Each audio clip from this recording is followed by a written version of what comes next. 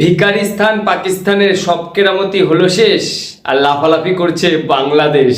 2019 সালের কাশ্মীর ইস্যুতে যখন পাকিস্তান ভারতের সাথে ট্রেড বন্ধ করে তখন হয়তো পাকিস্তান ভেবেছিল ভারতের সাথে যদি আমরা ট্রেড না করি তো ভারতের হয়তো মাজা ভেঙে যাবে।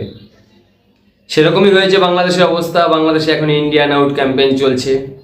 তো আজ 2019 থেকে 2024 পাকিস্তান এখন কি বলছে ভারতকে?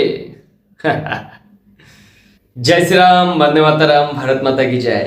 আজ পাকিস্তানের ফরেন মিনিস্টার, বিজনেসম্যান এবং সাধারণ মানুষ ভারতের সাথে সম্পর্ক ঠিক করার আবেদন করছে পাকিস্তানের প্রধানমন্ত্রীর কাছে। সেই নিয়ে ডিফেন্স ডিটেকটিভের অলোক স্যার দারুণ একটা রিপ্লাই ভিডিও করেছে। চলো ভিডিওটা শুরু করি। पाकिस्तानी आर्मी और पाकिस्तानी गवर्नमेंट ने अपनी अकड़ में भारत से ट्रेड बंद कर अपने ही देश की इकोनॉमी की वाट लगा दी। अब जब पाकिस्तानी इकोनॉमी डूब रही है तो उसे एक बार फिर जो है वो भारत याद आ रहा है। पाकिस्तानी अखबार द न्यूज इंटरनेशनल की हेडलाइन को देखिए, लिखा है पीएम शहबाज को कहा गया कि वो भारत से रिश्ते ठीक करें। पाकिस्तान के प्राइम मिनिस्टर शहबाज शरीफ 24 अप्रैल यानी कल कराची दौरे पर थे। यहां उन्होंने देश के कई बिजनेसमैन से मुलाकात की। कराची में पाकिस्तान के टॉप कारोबारी आरिफ हबीब ने एक ऐसी बात कह दी जिसने शहबाज को झटका दे दिया। आरिफ ने शहबाज से सीधे सीधे भारत से ताल्लुकात ठीक करने की बात कही। हमारे पड़ोसियों से हाथ मिलाएं जो आप काम कर रहे हैं इसके ऊपर। आई थिंक उसके भी जो है वो बहुत अच्छे नतीजे आएंगे, इंक्लूडिंग इंडिया। मैं समझता हूँ और आप ये कर सकते हैं कि इंडिया के साथ भी जो है मामलात को ठीक करते हैं। शहबाज शरीफ ने भारत से रिश्ते सुधारने को लेकर कोई सीधा जवाब तो नहीं दिया, लेकिन इस बात के इंडिकेशंस जरूर दिए कि सरकार कारोबारियों से बात करके ही पॉलिसीज बनाएगी। पॉलिसी फ्रेमवर्क हमने बनाना है आपके साथ मशवरा करके। तो this is what I wanted to answer to your question कि हमें इस रास्ते पे चलना है।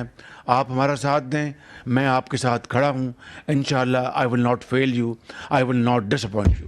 लेकिन आरिफ हबीब की बातों से उस मीटिंग में मौजूद हर कारोबारी अग्री कर रहा था। असल में ये वो मांग थी जो 2019 से ही पाकिस्तान के हर कारोबारी के दिल में थी। एक महीने पहले ही पाकिस्तान के फॉरेन मिनिस्टर इशाक डार ने लंदन में एक प्रेस कॉन्फ्रेंस के दौरान कुछ ऐसी ही बातें कही थी। उन्होंने कहा था कि भारत से कारोबारी रिश्ते बहाल करने पर सरकार गंभीरता से विचार कर रही है। मैं समझता हूँ कि बिजनेस कम्युनिटी पाकिस्तान में काफ़ी ये अपील भी करती है, डिमांड भी करती है। बजट से पहले मेरी सबसे मीटिंग्स हुई, क्योंकि लास्ट ईयर का बजट मैंने एज फाइनेंस मिनिस्टर पेश किया था 20, 23, 24 का। तो उन सब की ये थी कि जी हम जो इम्पोर्ट्स तो अभी भी हो रही हैं वो आती हैं via Dubai, via Singapore, extra freight and extra transshipments, extra transportation cost etcetera. तो हम इसको सीरियसली एग्जामिन करेंगे। हम सारे स्टेक होल्डर्स आपस में बैठेंगे और देखेंगे कि क्या हम at least to the extent of economic activities and trade उसको हम देखेंगे क्या हो सकता है। तो भाई ऐसा क्या हो गया कि पाकिस्तान को भारत से रिश्ते सुधारने की जरूरत महसूस होने लगी?